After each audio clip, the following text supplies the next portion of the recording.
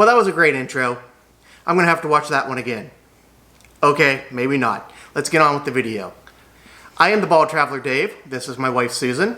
Together, we manage the Bald Traveler community. It is a community of geeks and nerds who are interested in travel or enjoy travel, where we go out and review various geeky travel places, whether you're into Bill and Ted's Excellent Adventure and want to tour around all the movie sites here in Phoenix, or you want to see your greatest anime spots in Japan. We try to cover everything that we can think of, and if you've got comments of videos you'd like us to see, please put it in the comments down below. We do read all of the comments, and we reply to them as often as we can. So in today's video, what we're talking about is the upcoming plans that we are working on to semi-retire and be able to travel around the U.S. full-time. We've been actually talking about this at this point in June of 2021 for about a month total. One of the main reasons we were doing this is because of the pandemic and COVID. A lot of our travel plans were put up in the air. We were planning on going to England to tour all the Harry Potter locations last year in 2020. We were going to do some touring around the US, and just because of lockdowns and everything, didn't get a chance to do that. So for the last year, we haven't really traveled, and we're now in a position where we kind of want to travel. Right. It's definitely time to get out of these four walls for a while, and I think everybody feels that way. And we've really wanted to travel long term. It's always been one of our goals, is to travel as much as we can and as far as we can. And we don't just want to vacation someplace. That's what we do right now. We really want to go someplace and immerse ourselves in the local culture. We want to get a place or go tour, live someplace and eat like the locals do, see the area as a local does. Right. Even working there part-time would be great. I'm definitely not one to go on these 2 to 3 day or even 1 week vacations where you're up from 6 a.m. and out until 8 a.m. and walking tens of thousands of miles. That's just not as fun for me. I like to actually go and experience an area. So that's definitely the goal that I'm looking for in this. Yeah, and that's a good point. We're still going to work, at least for the next 5 or 6 years. We're still going to work part-time, pick up work. We may do work, as you mentioned, kind of locally in the area. I'm going to pick up some freelancing also. In my day job right now, I'm a computer programmer, so I'll pick up some freelancing. But we're both kind of getting burnt out of working full-time. We've been doing it, I personally been doing it for over 20 years now, and you're getting very close to that. Right. I think both of us did the thing where you go right from high school straight into college, and I think I had a weekend, maybe a week tops, to go straight into my first job out of college, so I've never really had that time off. And that's really, I think, the benefit of what we're looking to do here is to really just take a breath for like the first time ever. Yep. And I'm in my late 40s, coming up to my 50s. You're not too far behind.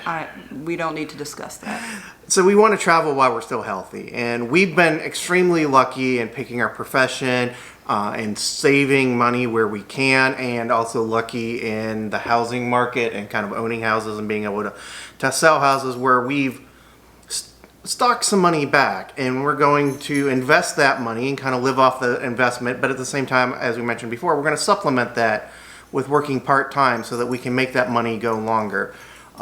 We're both lucky in that we have pensions also available to us, and we've got our 401ks built up, and so we only need to bridge about 12 years, I think it is at this point, before we can pretty much retire full-time and do what we want. Right. So this should be the most amount of work that we do. Is right now the plan is to stop our 40 hours, try to get jobs that are somewhere around 20 hours a week. So, we still want to travel while we're healthy. We still want to do this while we're young. We've been very lucky in that we were able to store money or save money as we were working, and we're getting lucky in the housing market right now where we'll be able to have a nice return on that.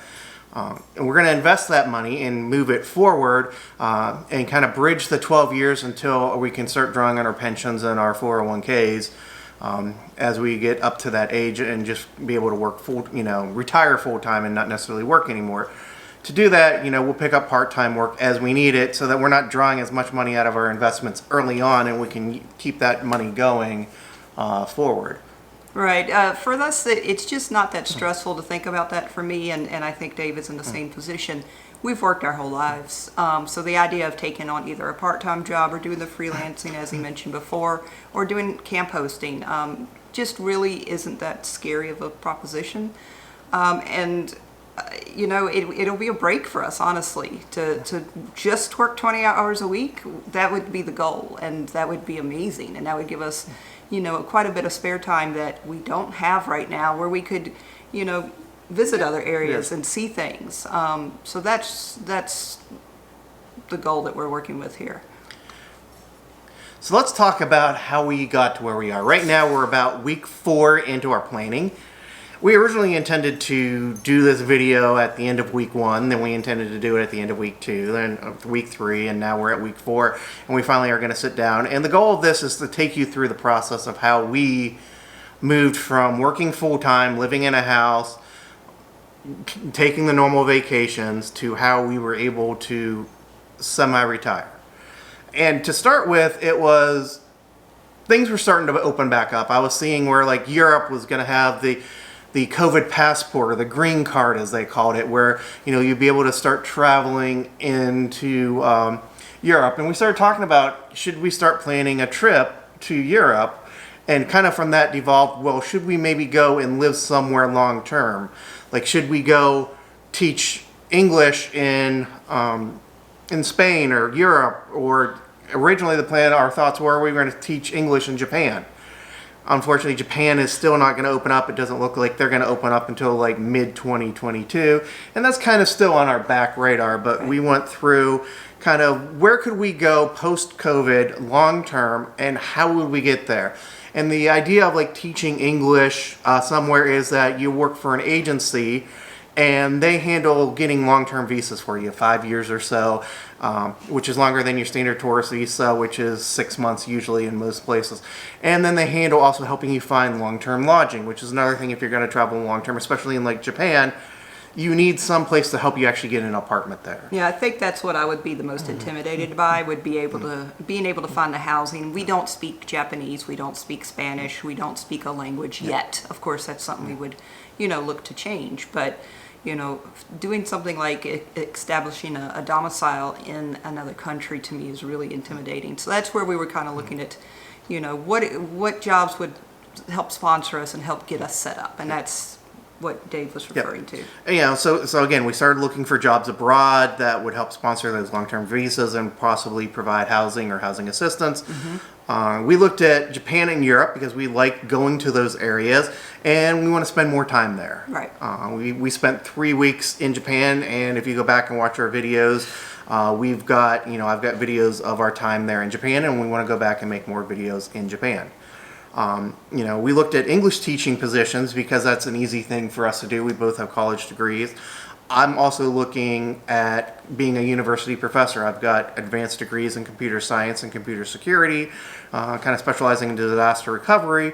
So I'm looking at the possibility of being like an assistant or associate professor or adjunct professor for a couple years in Europe or Japan as a way to get that kind of longer term visa so that we can work for 2 or 3 years and then go and spend 2 or 3 years traveling and not have to worry about our visa status. Given that we're both a little older, again, we're in our mid to late 40s, just counting on being able to do the English teaching that a lot of people talk about doing, it's a little harder, I think. I'm not ruling it out, but I don't think it's something that we want to depend on for our, for sure that'll be something we can get into, no problem. So things like the professor position, or again, we do coding, we do software, so we have options, and we'll be looking into those as we move forward. And we would really like to do part-time work. That might not be possible, but again, we want to semi-retire, so we don't want to have to work full-time. But if that's what we have to do to get the visa, agree to like a 2-year contract to get a 5-year visa, that's something I'm willing to consider. And then the last part of that was, and it's still ongoing, we're doing research on what it would take to bring our pets over to wherever we're at. We have 2 greyhounds right now, and what is the process, and we'll be doing videos on that as we work through that ourselves. We get to the point where we're going to travel somewhere long term, and we want to bring our pets along with us at that point. Anything more than a month or so, we really want to be able to bring our pets into country, and it is possible, but it is a process. It is improved since the last time. I did a lot of international travel with the consideration of taking a pet in the late 1990s. It's much better now. It's much more streamlined, much more online, but it is still a process that we want to make sure that you know about. And I'm sure it's different for every country. There's probably different, gotchas in each one, and that's something that we'd be looking into as we explore this. So we want to take the time now to ask you to please like and subscribe. It really helps the YouTube algorithm. And that allows us to get this out to more people who might be interested in either semi-retiring or following along on our journey as we get to the point where we can explore around the world as we want to without having to worry about working, and kind of give people ideas. Also, if you've got questions, please put them in the comments. We'd love to hear what your questions are. It'll help us make new videos or script out new videos to post in the future. And also, if we can help you out, that's what our community is about, is to kind of help you plan your next vacation. And if you want to do something very geeky and not sure how to do it, ask down in the comments, and we really will be able to try to help you out as much as possible. Plus, if there's something that we're doing that just doesn't make sense to you, or you have a better way of doing, please come forward. We are always open to learning. That is the best thing about communities like this, is we help each other and we learn from each other, because we're doing this for the first time as well. So by all means, please reach out with any comments. And so that kind of wrapped up week one for us. Was, okay, we're going to move to Japan, or we're going to move to Europe, we're going to teach, we're going to get all that set up. Kind of the start of week two, we kind of slept on it over week one and talked back and forth, does this start to make sense? And then kind of the big thing was the question of when, if it's 2022, if Europe doesn't open up beginning of July like they was looking at, or they were claiming, or Japan, which is kind of our first kind of one that we really want to go back to, is going to be 2022. Do we want to wait that long? And we came up with the answer: no, we don't want to wait until like 2022 to do this, or hope that maybe they open early. So we're like, well, what can we do sooner to get us to that point? And what we kind of came back to was, we owned a small teardrop trailer. And tiny, which is great for weekends, and for the two of us, we could probably do a week in it. We had talked about going up like the Oregon coastline and seeing some of the areas where the Twilight movie was filmed and stuff. And we could do that in a teardrop trailer without the dogs. Right. Once you put, we've gone on one trip with one of the dogs, and it's just on a queen size bed. Two of us is great, but then you start adding a 50 to 70 pound animal in addition to that, it just gets too tight in that space. And then, I had a Jeep Rubicon Unlimited, which is the 4-door Jeep that we used to tow that, and it was adequate to tow it, but it struggled in the mountains, and pretty much getting out of Phoenix, anywhere you're going through mountains at some point. And so we were like, do we really want to do a teardrop and be in that confined space and do this full time and be towing behind the Jeep? And we looked at the pros of that, which was, we own the trailer, we own the Jeep. We wouldn't have to buy anything else. Everything was small though. That was the con. Jeep could barely pull it. It could do it, but it could barely pull it. So, it was putting undue stress on the Jeep, which is, a long-term, not very good for that vehicle. Right. And we have two dogs, which would not fit into that trailer with us, especially if we were going up in Lake Oregon and Washington, where it is known to rain a lot. Yeah. And, trying to keep all four of us in a very small, it's a 15-foot long camper. Not very realistic. But, the plus sides were, it had everything that we needed. It had a bed, it had a toilet and a shower. We had an awning for it, and we also had a kitchen area for it, and we had an outside stove and stuff for it. So we could have done it. Right, they really are great. It's a New Camp Tab 320, and they're really great products. They're adorable. It was really something we considered, but all it takes is going and sitting in it with the door closed and trying to put the animals in there with you for more than 20 minutes for you to realize very quickly that, all right, we want to invest a little money and get us a little bit more space. So we decided to sell the Jeep and the Teardrop. We were like, it's not realistic to do this in those vehicles, and now is the time to do it. The used car market is really high, and you know, the camper trailer market is booming also. I heard that, you know, they sold more campers in the last year than they have in the previous 40 years. So, you know, everybody's looking for a camper right now, and it will eventually peter off. We know that, you know, the market's going to dip back down, become more realistic at that point. And it's, you can't win both sides very easily. So on all of our selling of our house, our selling of the trailer, our selling of the truck, we're on the top side there. Everybody wants these items, but keep in mind, other than a house, we are kind of a win-win there. To then get a trailer and get a truck, we're going to be paying premium prices right now. And that's hard, but for us, again, it's buying time, and for us, it's more important to go ahead and get moving on this.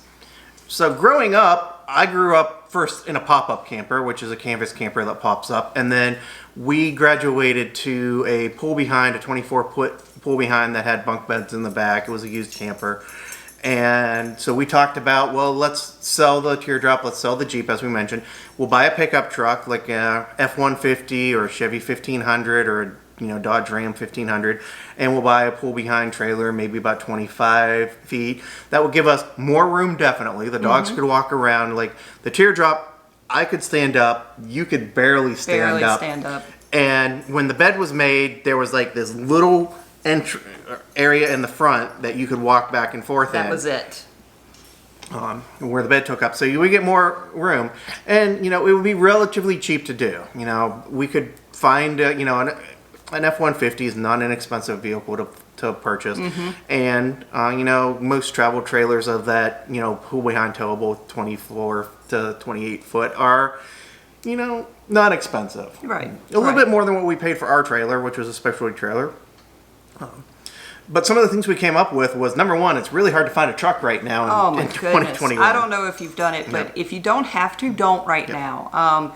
The market is crazy and upside down, mainly because the microchips used in trucks, they're behind in production. So there are trucks that have been manufactured during 2020 and I believe into 2021 that are just sitting there waiting for the computer parts. And so right now, the amount of trucks that are available is just way low, and that means they are putting them out there for premium prices. And honestly, we were willing to pay MSRP, sticker price, and just go. And even then, we could not get our hands on a truck. People were buying them while they were in travel to the dealership. So that's been a really big challenge that in a way we were somewhat aware of. We've got family in that market, but it surprised us how difficult it really was. And another thing that, you know, we looked at in this is that pull-behind trailers are harder to tow than some other trailers because it's just so far back there. You know, we've noticed that a little bit with the Teardrop. And I've towed a few trailers before, and I'm not the best backer up in the world. That's Susan's job.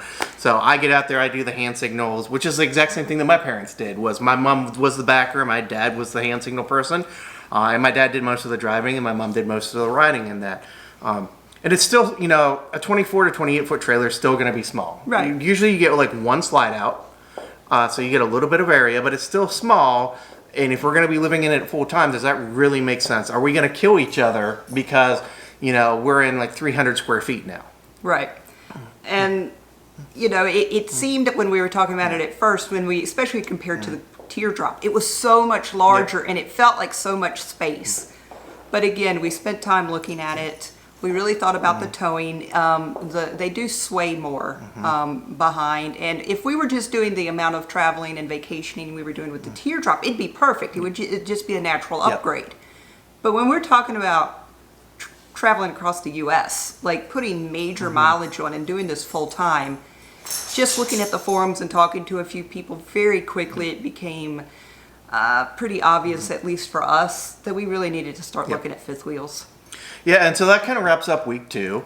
Is, you know, at the end of week two, we had went to a couple, you know, we went to various trailer dealerships in the Phoenix area.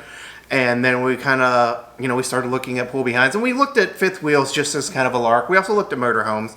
The problem with motorhomes is that your house is also your vehicle. So if it breaks down, you're staying in a hotel. Whereas if your tow vehicle breaks down, you still have a trailer that you can get towed to a RV park and stay there while your vehicle is getting repaired. Right. Oh.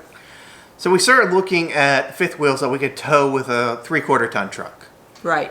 And just for people that might not know, like I didn't know, when I hear 3/4 ton truck, that doesn't mean a lot to me. So that equates to like your F-250s or your 2500 trucks. Yes. And in kind of doing that research, we very quickly learned about the difference between payload capacity and towing capacity. With a fifth wheel, your hitch is actually over the axle in the bed. So you're actually putting weight on the truck in the bed as opposed to the bumper. So you have to worry about payload capacity. And payload capacity is between 20 and 25% of the total weight of the trailer.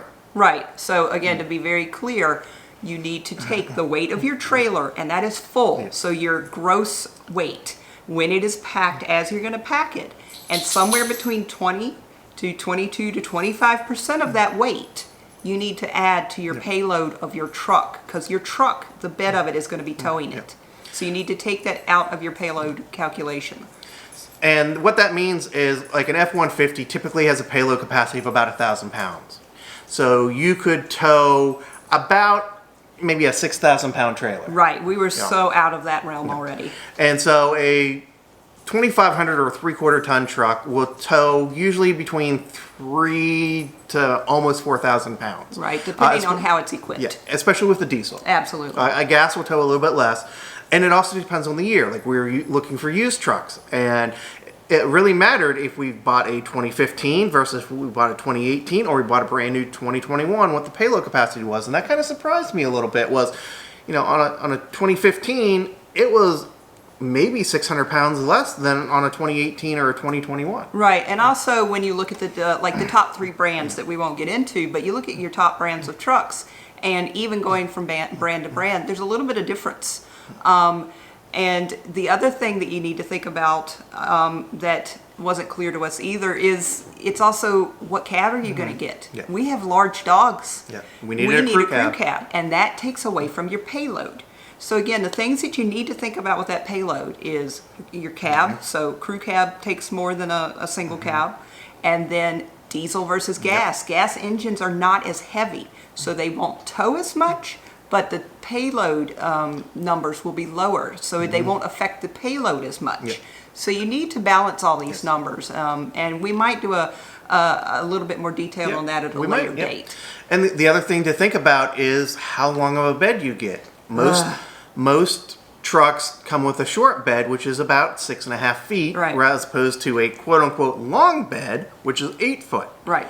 And that determines what type of fifth wheel hitch you need. On a short bed, unless you buy very specific trailers, you need to get what is known as a sliding hitch, which will actually, when you're making a tight 90-degree turn, you engage this feature which allows the hitch to actually slide to the back of the truck behind the axle where you don't normally want it. But if you're making a tight turn, it gives you more turning radius to go. Whereas if you have an 8-foot bed, then your hitch stays over the axle and you can make those tight turns without having to do anything else. Sliding hitches are nice if you have that shorter bed, but there's more maintenance to them. Right. And again, if you're going down the road and you need to make a tight left or right turn that's 90 degrees or more, you need to engage that feature and then disengage it before you continue on to get that hitch back over your axles, or your towing capacity goes way down. It's only meant to be used for a very short amount of time to make that tight turn at very slow speeds. Right. And most of those that you're going to see, they would be a manual engagement, right. They do make some that will do it automatically, but you're going to pay for that. So you have to, again, balance. There's not exactly a wrong answer here, but you have to balance what type of hitch you want to pay for, how much maintenance you want to do on it, and then you have to balance it. Short beds are nice. It's a lot easier to park. It's a lot easier to park. That's one thing we're finding, because we do have a tow vehicle now. We'll talk about that when we actually buy it in week 3 or 4. But with a crew cab and an 8-foot bed, you take up 1.5 parking spaces. So you got to plan on that. And so if you back into something, you're on an overhang behind the actual parking space to some degree. Right, and if you're really thinking about doing this full time, that your tow vehicle becomes your vehicle. So if you want to go to, the store or something, you're going to have to park it. So there are definitely some benefits to being able to use a short bed, and you just have to balance that against how much you have to pay for the hitch, how much mechanical difference there is to that hitch. Again, the more moving parts you're adding, the more likely it's going to fail at some point. So just things to consider. And so once we kind of got over that, then we started looking at fifth wheel floor plans to determine kind of what we wanted. Because again, we're going to be working at least part-time, so we needed to take that into account. We have 2 dogs. We needed to take that into account. Another thing I know that wasn't big up on your list, but was a little bit bigger up on my list was, can I get to the refrigerator when all the slides are in so that I can get food out for lunch or something going down the road? Or more importantly, can I get to the toilet so that I can go to the bathroom if I have to go to the bathroom on the road, or if we're pulling in somewhere and we can't put the slides out, can we still get to the bedroom to go to sleep? Maybe I'm just naive at how long it takes to pull over and put a slide out enough to go to the bathroom or go. I don't know. So maybe in one of our future videos I will be, Dave, you are completely right. I won't be doing that right now, but it could happen. It hasn't happened yet, but it could happen. So we ended up looking at, we went out to new dealers and kind of looked at what the 2021 models were. And I'll state flat out right now, neither one of us are planning on buying a 2021 trailer. No. But it helps us kind of see what is out there, and then we can go look and say, oh, we like this model. Let's go back and look and see what we can find used. It kind of tells us, different models where you might not be able to actually see that model used because they might not have one available right now because of the way the market is. We also looked at a lot of used ones just in case we found that one that we wanted. Right. Maybe we'd find the one for us. And so we kept that in mind. The way these fifth wheels and travel trailers work as well, honestly, the floor plans don't change a lot year to year. What changes is the trim, the colors they use, some of the appliances and things like that. And kind of the materials they use in the walls and stuff, like how much insulation do they put in? How, is it this year, is it a 4-season travel trailer, fifth wheel as opposed to a 3-season travel trailer? And, we're kind of taking that into account. And kind of what we came up with as what we think is our ideal travel trailer. And again, at this point in June of 2021, we have not bought the travel trailer yet. Nope. We want something with rear living. That means that the living room is at the very back of the trailer itself. We want something with a mid-kitchen, which is when you walk in the door, you're pretty much walking into the kitchen area right there. We want at least a 12 cubic foot refrigerator, simply because we have that need. We would kind of like to have an island so that the sink is in the island, and it gives the dogs a chance to kind of run around something because one of our dogs still gets the zoomies. Yes, we've got to be able to have that. These are greyhounds. They need a racetrack. So that island would give them, I think it would help them feel less claustrophobic. Yeah. Or cramped in. Right. And then we wanted a front bed. We wanted the bed over the kind of the front of the trailer where the hitch is, as kind of the design. Because we looked at a bunch that had living room up front or kitchen up front, and to us, that just didn't make sense. Right. Both of us are relatively tall. We're both right around 5'10", 5'11". So if I need to be, upright, and where am I going to spend the most of my time? It's going to be in the kitchen and the living room. In the bedroom, we sleep. So I don't need nice tall ceilings in there. So I definitely think that it's, at least for us, it made sense for that bedroom to be in the front part because it will be less space. It'll be less height. And we're looking for something with a king bed or the possibility of putting a king bed in that space. A lot of travel trailers will come queen standard, but have an option for a king bed, which means that they kind of build it out already for the king bed. And so we can just put a different mattress in. Right. And that's because, again, there's 2 of us, and we have a king now, and we've gotten spoiled, and you just might have seen this walk by, but most likely at least one of the 2 greyhounds will be in the bed with us, given how they currently act. So we just want that space. And I will say that most camper kings are not the same as a true king. They're a little bit smaller. Yeah, there's something different about them. Honestly, we haven't gotten into that. I don't know if it's got rounded corners or if they're just a slightly different size or if it's just all a ploy to make us pay more for sheets and things like that. I'm not sure yet. So we haven't gotten that far. You know, and one other thing that we wanted, especially here in Arizona, is we want 2 ACs. Not that we're going to use them necessarily all the time, but we want that option. I'm using them. Okay, she's going to use them. Okay. I'm going to be frugal and be like, no, we don't need the AC in the bedroom unless we're in the bedroom. And another important thing is we need to figure out a place to put a desk so that we can both work. Right. Most travel trailers are just starting to do like options with desks, and I think they're kind of not fully thought out in all cases either. I think they are kind of reacting to this, you know, where people have, like us, are deciding to go full time and try to work. So they've kind of started to put some desks in.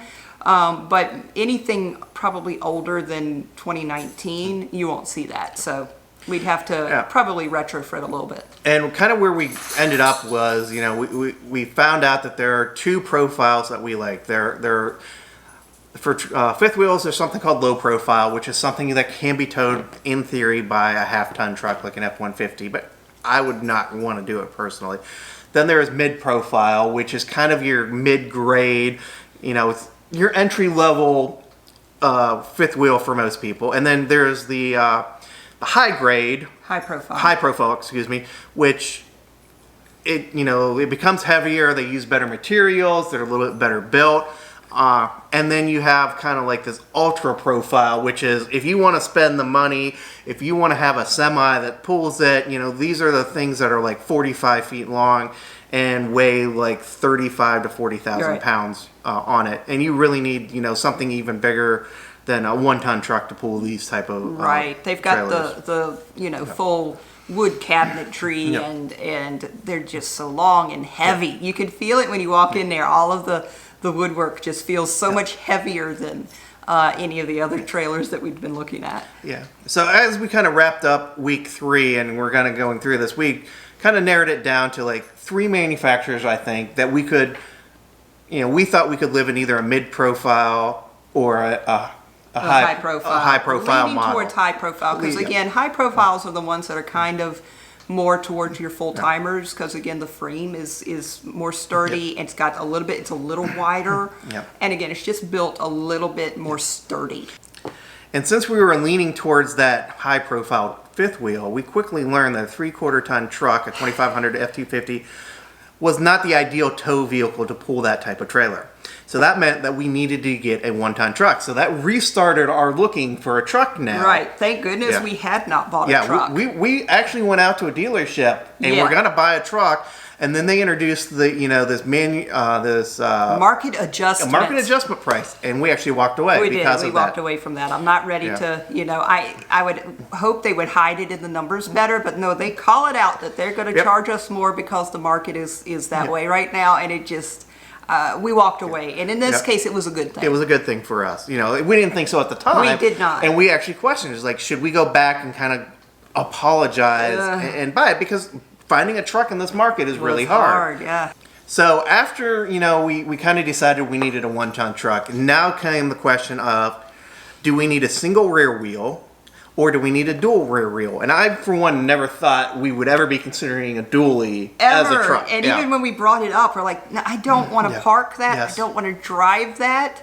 That it just seemed nuts. But this is really when we fell into the calculations and really dug into what payload meant. And that's the difference. That's the big difference between a single rear wheel and a dual rear wheel. Yeah, a dual rear wheel will actually double your payload, or not double it, almost. We went from about 3,800 to almost 5,300. Right. So I think it was more than that even. And then, but towing capacity also increased. We went from 19,000 pounds to 34,000 pounds in towing capacity. And when I said earlier that towing capacity doesn't really matter, it still matters some. You don't want to exceed your towing capacity. And personally, the whole time through this, I was like, I don't want to be close to the max for the towing capacity because that's hard on the truck, that's hard on the transmission, that's hard on the engine. I want to be well within the towing capacity of the vehicle so that we're not putting undue stress on the vehicle, because that increases our maintenance costs. And that's one thing we're trying to minimize is our costs. So kind of going through, you know, we finally, I think at the end there, decided, okay, we need to go with a dual rear wheel. Right. That's going to allow us again to have a nice trailer, a high profile trailer.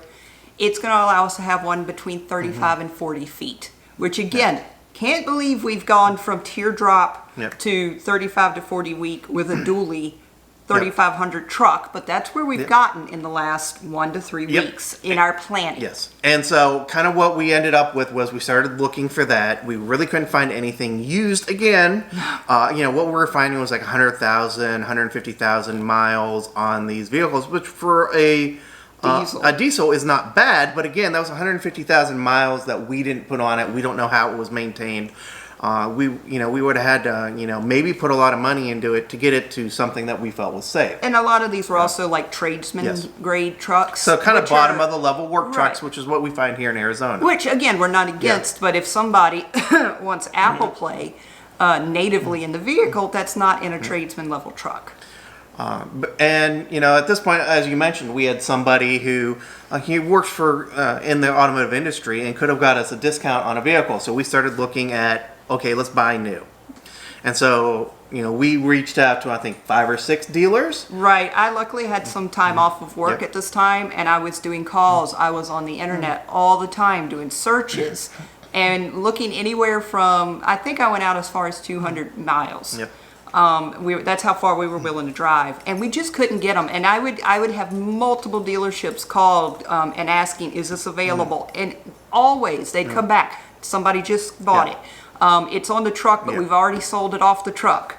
It's just insane. Yeah, they were selling trucks before they actually were shipped from the factory. Oh my goodness! And these weren't order trucks. These were trucks that they had ordered as kind of speculation stock stuff, and they were selling them. As soon as they were marked as ready to ship. And so what we did was we sat down and was like, what exactly do we want in a truck? And kind of the big thing was that we feel the Cummins engine in the Dodges is probably the best diesel engine you can get right now, and you pair that with their towing ASIN 6-speed transmission, and that is a really good tow thing. And we watched the videos, and everybody, all the full-timers either have like a Chevy Silverado, a Chevy 2500, or they have a Dodge. And it seemed like there were more Dodges than that, and we felt comfortable with that. So we went to the local Dodge dealer with the intention to order a truck, because we couldn't. Sorry about that. Our battery died, so we had to replace it really quick. Where we were talking before the battery died was we had decided that we really liked the Dodge Cummins engine. Right. We liked the ASIN transmission, and kind of looking online at various other full-time YouTubers, it was kind of a mix between people, there were a couple people who had Fords, 3,500 dualies. There were some, people who had Chevy 3,500 dualies, but the majority of them seemed to have Dodge, 3,500 crew cabs, dualies that were towing these fifth wheels. So we thought that was also a good sign. Right. And so we kind of went on to the Dodge Ram website, said, okay, this is everything that we need to have, got a price, once we got over kind of the sticker shock. Right, we built it out and, went in and put everything we could ever want. And then we tried to narrow it down. What do we need? What do we have to have? And it's a big number. I'm not going to get into the exact number, but it was a big number. But to us, this was going to be our puller. This was going to be pulling our home around full time. We want it to work. We want to make sure it's a good product. So we called ahead. They said, sure, come on in. We will, we'll talk about ordering you a truck. So we went into the local Dodge dealer and, kind of sat down with a salesperson, and they went over to get the ordering manager. And kind of while they were trying to figure out if they could order us a truck, because we hit right at the end of the 2021s and they had no more allocation.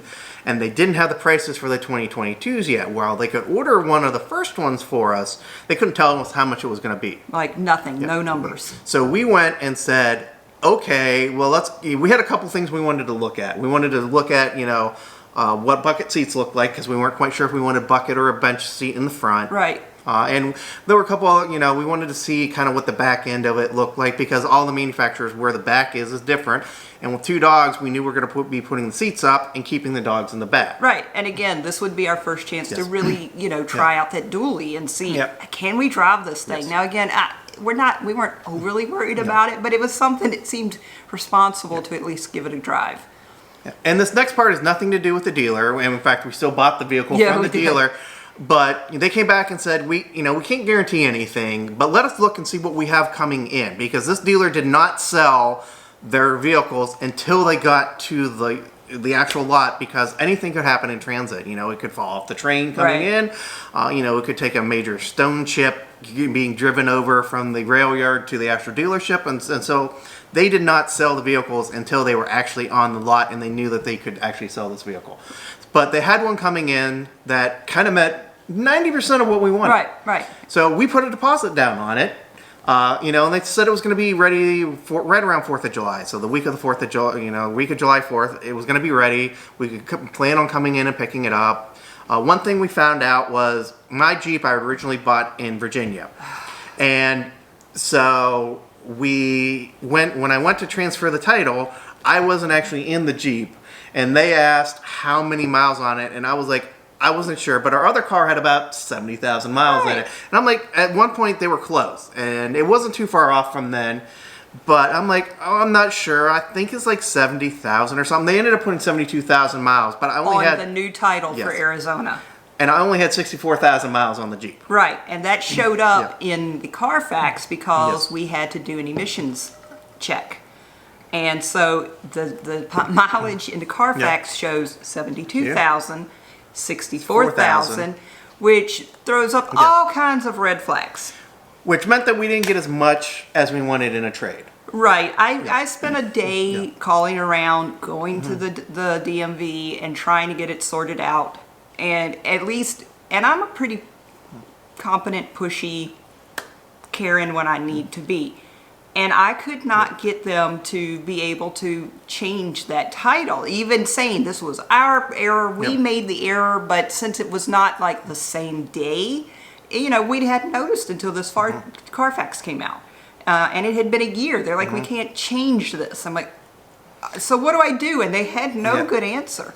And normally this wouldn't be a problem because I had fully intended to drive that Jeep until it died. I know. But, we're making this change and the Jeep has to go. And your Prius will eventually have to go, too. Right. And we know that. So, that was one issue. We ended up trading it in. We got a little bit less than what we wanted but to. Still but decent. we got a fair deal. And they were able to fix it. The dealership probably could have fixed it for us, too, if we would have pushed it. But then we would have had to try to do a private third-party sale. And it was just easier for us to just trade it in and go. But one thing happened, and you really poo-pooed me on this one. I did. I thought he was. When I got home, because I hadn't seen this particular truck, and so I went out onto the Ram website and I put in all the options that we thought we had, including dual rear wheels. And I said, okay, find me this vehicle, and I could not find it on the dealer lot. I found one similar. You couldn't find it on the trucks coming in. Yeah, I couldn't find it on the trucks coming in. I couldn't find it on the dealer website. I couldn't find it on the Ram website. And I had the VIN number too, and I put that in, and it came back to a single rear wheel, and we wanted a dual rear wheel. That was kind of a big deal for us. So we called our salesman and said, please confirm this. And he was like, because I'm like, we think it's a single rear wheel. And he looked it up and he was like, you know what? It is a single rear wheel. But luckily, because we hadn't driven a dually before. I hadn't driven a dually since I drove ambulances back in Virginia like 8 years ago. Right. I wanted to just take it out and just see what a dually pickup truck was like. So they had one on the lot that was close to what we wanted, a few less features. Right. But so we took that one out as a test drive, and so when we called him up, we're like, is that one available? And he said yes. And so we were like, okay, we're switching. Immediately. Put my money on the other one right now. And because we called back the same night. Like, that's how bad this truck thing is. You cannot wait. So we called back, and so we ended up with a Dodge Ram Bighorn 3500 dually. Right. In white, which is the one color I did not want, but we'll deal with it. I was really hoping for like a silver or, anything but white, a blue. Mm-hmm. But, these are mainly work trucks. Work trucks are mainly white, so that's what we're dealing with. And we were able to pick that up the next day, which, that was amazing. Yes. And again, they didn't really think about it when we were doing that test drive. Mm-hmm. He happened to put us in there, and he was like, this is actually pretty close, almost exactly like the one that's coming on the truck. Mm-hmm. And again, it just had a slightly different set of features. Mm-hmm. But honestly, it's come out really well. Yes. Yeah. And so, the only thing, we had to go back for like a couple days later was to get a bed liner in it because I wanted to make sure that the bed was protected, especially if we're going to be hauling a fifth wheel around, and who knows what else we're going to be throwing in there from time to time, bikes or whatever. Right. So, that's it. And, we'll put a picture of the actual truck that we bought. You can actually check it out on our Facebook page too, on the Ball Traveler Facebook page. If you go back to look in the June 2021, it'll be out there. So now that we had a truck, we now really started looking for trailers. Right. And so we started looking at the forums and trying to get a better feel for the trailer manufacturers and kind of how the various trailers are put together. And we came back to the models that we were looking at and the floor plans that we were looking at were the ones we still wanted and the ones that got really good ratings. So that's when we really started looking to try to find a used one in that area. And we're really looking at used ones, and our original specs were and this is still kind of at the end of week 3, was we wanted something 35 feet or less, and we really wanted something around 12,000 pounds. Even though we have extra capacity now, we want to keep that capacity so that we're not putting undue stress on the truck, and we wanted something under 35 feet because some national and state parks will limit you prohibit you from going if you're over 36 feet. And then there are some parks that will do it if you're over 40 feet, and we wanted to kind of maximize how many of those parks we could get into if we wanted to. Right.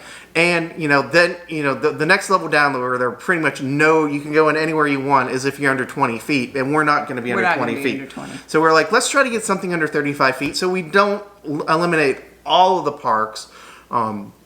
And we still have the vast majority if we want to go and camp at them, because a lot of state parks will have water and electric and a dump station. National parks will have usually electricity, and you can bring your water in and you can go to a dump station also. So that kind of makes it a little bit cheaper and inexpensive, and not always having to go to a private campground if we want to go see a national park or if we're in a certain area. So it kind of opens up our opportunities if we can do that. So we're we were looking for like a 35 footer. And we start looking at new trailers because those are the ones we can find right now. Yeah, I'd still suggest that. Even if you are 100% sure you're going to get a used, use the new trailers to decide on the floor plan, and then go back and look for that floor plan in the years that you're looking at. And then the other thing to also look at is kind of look at how those trailers look on the dealer's lot, because you'll see kind of some of the trims pop off because it's a trailer. It goes down the road, and especially fifth wheels, they don't trailer fifth wheels on a trailer like they do some of the smaller ones.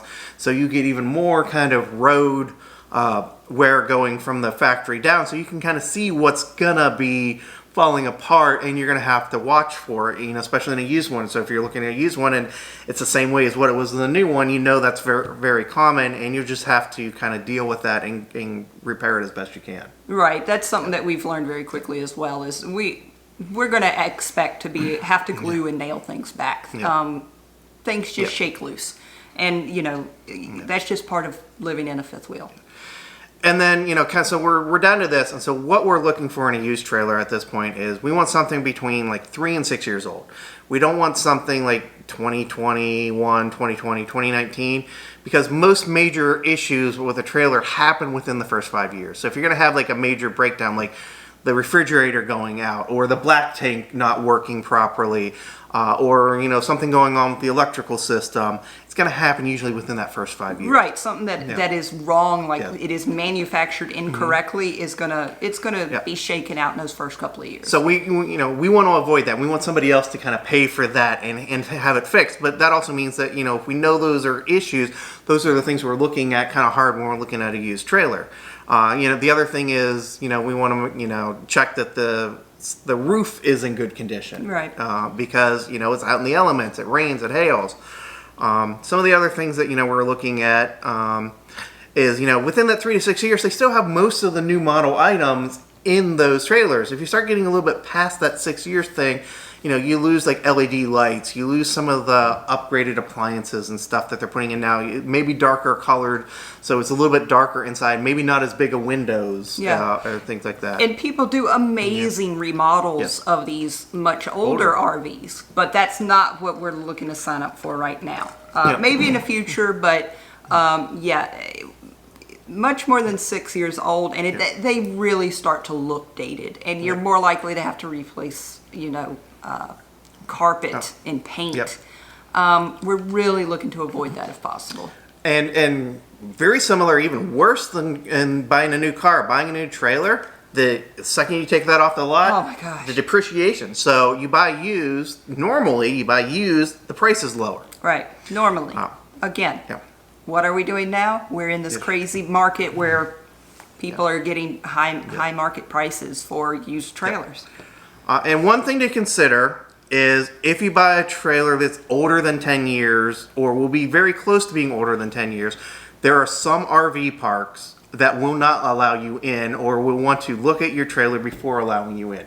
Like, it's usually not an issue with an Airstream because they really hold their value, and they're very, as long as you maintain them, they will last forever. You pay for that, but they will last forever. Whereas if you buy like a low end, and not to kind of pick on them, but if you buy like a low end camper, they are not going to last, be taken, usually last as long, and so some parks won't allow you in because they don't want you to quote unquote abandon your vehicle there. And it just and what I've heard from like on some of the forums is that some of the parks claim it's because their insurance says that they can't allow a trailer older than 10 years. So you just have to take that into account, which is again why we're looking at like 3 to 6 years, so that we have some time before we hit that 10-year part, and then have to be selecting which thing. And again, there are also RV parks that say if you're not a motorhome over 40 feet, you're not here. Or if you're not over 32 feet, you can't stay here. So there's still some of that. But the 10-year rule, if you look in any of the forums, you will find people complaining about the 10-year rule. And in my opinion, I can kind of see it from an insurance side, but not really. If the trailer's in good condition and the people take care of it, you should let the trailer in but that's my opinion. Right. And that kind of ended us at week 3. And so before we get into week 4, I just wanted to pose a question to everybody. What kind of trailer would you want to buy if you wanted to take this lifestyle? Would you get a tow behind? Would you do a motorhome? Would you get one of these little Sprinter vans that, you could stealth camp in a Walmart parking lot because it looks like a work truck? Right. Or do you do like we're doing, where you can get a 5th wheel so that you got that room to do it? And also add, where would you go? What part of the U.S. would you love to be able to see and spend a month or two in and just, take your time. Become a local. Get to know the area. No. So now we're in week 4, where we are currently. We're just ending week 4, really. We're just ending week 4, starting week 5, but we're... Yeah. So, in week 3, we were like 35 feet is kind of our thing. And then we started looking, and we really couldn't find trailers that we liked within that 35 foot, especially in the used market. So you kind of came to me and said, okay, what is your max? And I was like, okay, 40 foot is my max. I do not want to go above 40 foot because I don't know what it's going to be like to tow it. Right. 35 foot kind of scares me a little bit as it is because I've never towed anything that big. Everybody tells me that towing a 5th wheel is different than towing a tow behind, but I still haven't done it. So, I've got my concerns. I'll be up front. I've got that. And I said 15,000 pounds because, again, that gives us the payload capacity that we need in the truck. We can't really go above like 16,000. So I wanted to give us a little bit of a margin and put us at 15,000. So that's going to limit us somewhere between, again, 35 to 39, 40 feet. And part of that is in order to get that high profile we're looking for, you're going to get more options. It wasn't just because Susan wants more space. It's a little of that. But also the market of floor plans that are available that are 35 and below, it's smaller. Most of them are 36, 37, most 38. people go with like 38 or they go above 40. Or they go way on up. Right. And so, one thing we were actually considering at the beginning of this week was, do we want to get a mid-bunk? What a mid-bunk model is kind of as you go in the door, straight ahead, they put like a set of bunk beds or a little room there, so it's kind of off from the kitchen but not up into the living room. I'll put a picture of a mid-bunk floor plan here in the video. But what that means was we could have a private office if we did that. Right. And we would have storage up above because most of the mid-bunks have a loft up above that you can access for when you go up the stairs to go into the main bedroom. But what we kind of found out was we couldn't find anything under 40 feet. Everything was like 41, 42 feet. to get that mid bunk, Yeah. you lose your counter space in your living room, Or in your kitchen. or in your kitchen, and things like that. So it's really hard to get one that's not 40 plus feet long that has a mid bunk. So at this point, I think we're keeping an eye open, but most likely to keep that nice floor space in the living room and kitchen area more, we'll probably won't go that direction. And so kind of what we're looking at is we're looking at making the dining room table into our desk at this point as our main option. We're still looking for one that has a desk at the back. There are some models there, but one of the things that the main manufacturer of that also does not include ceiling fans in their models, and that's one of the things we'd like to have is a ceiling fan. Right. So now we're like, do we need the desk, or can we use like the dining room table as a desk, because we don't normally eat at the dining room table, and if we're out camping, we're probably gonna be at the picnic table anyway. Right. Eating out there, as long as there's not too many bugs or stuff. And even here at the house, we're usually watching TV or something, or watching Crunchyroll, getting our anime fix in. So we eat at our Lazy Boys right now, so we don't really eat at the dining room table. Right. We shoot videos at the dining room table. Right, this is the most use we've got out of it in a while. And so kind of where we are at, kind of now is we are looking at either Grand Design Solitude, which is their high profile. It is their high profile. Or a Grand Design Reflection, which is their mid profile. We're also looking at a Vanlay Villano, which is their high profile. Right. Or the Vanlay Pinecrest, which is the mid profile. Then we're also looking at the Bighorn by Heartland, which is a high profile. Right. And I think their mid profile that we're also looking at, if I'm right, I think is a Big Country. I think it's the Big Country. Big Country. And then kind of at the very bottom of that is a Redwood by... I believe it's by Redwood. Yeah, by Redwood. We haven't seen a lot of those, but we kind of like the floor plan of those models. And so, we're leaning probably more towards either a Vanlay or a Heartland Bighorn. Right. And kind of the Solitude, which we kind of started the week with, Right. It's kind of more at the end, mainly because of that ceiling fan Right, issue. it doesn't have a ceiling fan. Even the 2021 versions don't have a ceiling fan. And where just about anywhere in my house, I'd be very comfortable putting one in myself. I'm a little less comfortable doing because this you right got the slides that come in, so it has to be elevated up, and it has to be like a really low profile ceiling fan. Blades and short blades, right. so that the slides can come in and not break it, because some of the used ones we actually saw had broken blades. Right. We knew we could replace those, but that's something that we're like, oh, now we got to watch for that. And so when we buy one, we'll have to make sure that we always make sure that the fan is positioned in a way it's not going to get crushed by the things. We'll probably have a couple extra fan blades and brackets around just in case. And people might think that we're a little crazy about the ceiling fan, but we live in Arizona. We live and die by air movement here, and I think that becomes very important in an RV. Yeah. And while we're not going to, be the summers here in the RV, we're going to go north for the summers and stay south for the winters. We still want that air movement because we don't run the air conditioning much. We don't run the heat as much when we're doing that. And then the next thing we kind of started looking at was we wanted to be, since we're selling our house, we could remain, residents and domiciled in Arizona. We do have a couple options for that if we wanted to. But Arizona has state income taxes, and they have somewhat high vehicle registration fees. Right. And we would have to come back every 2 years for an emissions check, which we will be coming through Arizona from time to time, so that wouldn't be too big of a deal.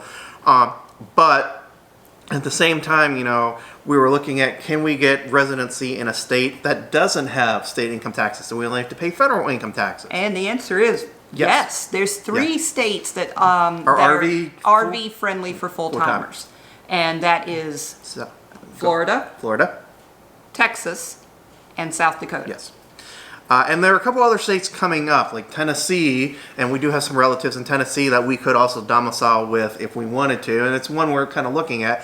So we're looking at mainly either Texas or Florida for becoming residents of and having as our domicile. And there are companies out there that will help you become domiciled. They'll kind of walk you through the process. A lot of them actually have camping spots because you have to be in either Florida or you have to be in Texas for a couple weeks to get your vehicles registered and titled. You have to get your driver's license. You have to arrange for health insurance and all that stuff. Right, and you can't just get a P.O. box. I know some people have gotten away with it for a year or two or whatever, but things happen. Things like insurance, you need to have a real address. And while this is becoming easier because more and more people are full-timing, so people have already gone through this pain for us. Just make sure that if you're considering, doing full-time, this is something you need to investigate. Again, there's some very important things you need to investigate here that can make a difference. Yep, and that's a very good summary of that. Kind of the next thing we did this week was we started, I bought a fifth wheel hitch for the truck. Our truck has the puck system, so I bought a specific one. Makes it easy to come in and out. So that should be coming next week. Next week. So that means we're going to be able to, at the drop of a hat, go get a fifth wheel if we see one. And again, the way things are moving right now, if you see one and it's the right price, do not wait. You have to go. So we're excited to be able to be at the point that we can, work with a private seller and tell them we are ready to go now. Here's the cash, give us the trailer. Right. And to kind of continue on with that, we are now actively looking for a fifth wheel. The problem is that they're selling fast. Like Saturday, there was one, and we looked at it, and you sent it over to me, and then you went to ask, hey, can we go look at it? And it was already off of Craigslist. Yeah, I troll Craigslist. I troll RV Trader every day to look for the new listings within my, diameter of search area. I search Craigslist every day. I do look at Facebook. But and we look at the consignment lots, too. The consignment lots, And Craigslist on Saturday, I looked, it was great. It was a decent price, but it also had a lot of really nice upgrades. And I sent it to Dave, and we're talking within 10 minutes. When I went to hit reply, the post was gone. And it had only been up for 2 hours. 2 hours. And if you're looking for trailers, one of the things that we're doing now is looking for use to see if it's a good deal or not, is we go out to the NADA website, or the National Auto Dealers Association website, and what I do is I Google, 2015 trailer X fifth wheel and the model, and hit it, and NADA. I put NADA at the end. NADA at the end. And then I hit it, and I pull it up, and I see what the low selling price is, the average selling price, and then what the retail price was. And we always are trying to be around that average retail price. Knowing that, people are going to have extras, so we take that into account, because the NADA, you can do it and put in all the extras and get a more accurate price. But, if you just do the base kind of model, you'll get an idea and kind of be able to think, okay, this is how much extra it's going to be to do this. Right. It took us probably about a week that now our brain is now thinking in RV terms, and as far as solar prep, and it's got, washer dryer. Is it the stackable? Is it the Splendide? Is it the...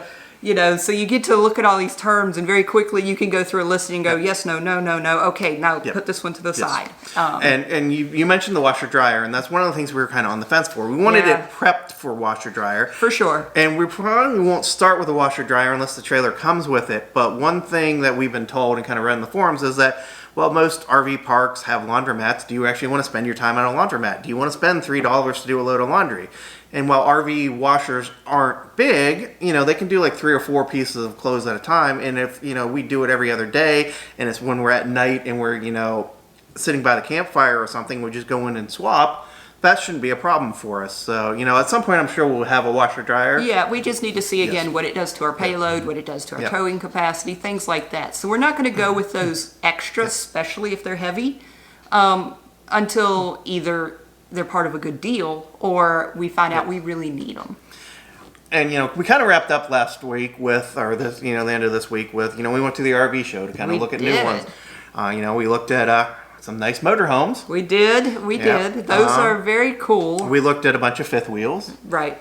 We looked at some of the little class Bs, and we maybe if you're one person. Oh my gosh, those were nuts. They were about the size of our teardrop. The only difference is that it's pretty much a Sprinter van, and you're driving your RV. You can park in a parking lot. You can park in a Walmart and sleep there, and no one's going to notice. They are tiny. You can sleep on the side of the road. More power to you if you can do that.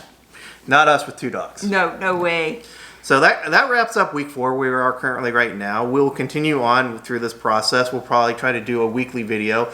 These videos, of course, aren't going to come out until we're actually on the road. And this will actually be the second video we post. The first one will be bye to Phoenix. Yay. And then, kind of going forward, we'll post the rest of these. So we'll do week 5, we'll do week 6 until we actually get the trailer. And we'll still continue to do videos after that, kind of the whole process going through how we went from owning a house, working full-time jobs to actually the day we get on the road, which Right. for us, we're shooting sometime between September and December, and that just depends on how quickly we can get a bunch of our stuff sold, because we got a lot of geeky stuff. Yeah, we have about a 3,000 square yeah. foot house, and it's just us Yes. and the dogs and anime characters and Harry Potter stuff and G.I. Star Wars and Joes G.I. Joe yeah. and Lego. You get the Yes. idea. So our downsizing awesome. efforts are quite Yes. large and ongoing at this point. Yeah. Ongoing. Yeah. And, one of the main reasons we're doing this is, one, it's going to force us to downsize. Force. Become minimalist, which is something we both wanted, especially if we want to get close to retirement like we are, and we want to be able to travel and not have to worry about having a house. And to be able to do it like in an instant. Yep. I've been out of work because I've had some anxiety and depression type issues, and I've been going through this question of, do I still want to work? Is this too much, is this just not what I need to be doing right now? And when you have a house, when you have all this stuff, you're really tied to one place. You're tied to being able to do that mortgage payment, which ties me to doing a certain number of hours of work Yep. that I can't walk away from right now. So, and for many options, Yep. even if it's just that you're just tired of working 40 hours a week, Yep. think about it, And, consider it. Another major factor, at least for me, is that I've actually seen more countries than I have states in this country. And so I want to actually see more of the U.S. while I'm healthy and able to do it. Right, and once we get a little older, I'm going to catch up with him when we start traveling the world a bit more. And again, that'll be when our retirement money Yep. kicks in a little bit better. So, And again, kind of following on with that, we will be debt free when we do this. We'll, we want to own the trailer, we want to own the truck, we'll have Nothing. money in investment, and we're working with our investment planner to be in a position where we can bridge that 12 years that we need to, and slowly ease ourselves into retirement, working part time and then not working at all, and then going into retirement. and this is something again that we could wait another 5 years and do this, and that's probably what we were thinking we were going to do up until all of a sudden your COVID. mind changes. COVID changes us. You realize how horrible it is to be stuck in one place. So, we want to thank you for kind of following us along on this journey. This video right now, I think, is going to end up being 2 videos, part 1 and a part 2. But, thank you. Keep watching. And remember, comment. We want to know your questions. We want to be able to help you on your journey. That's what we're here for. Thanks. And remember, travel boldly. Thanks, everyone. Bye. Bye-bye.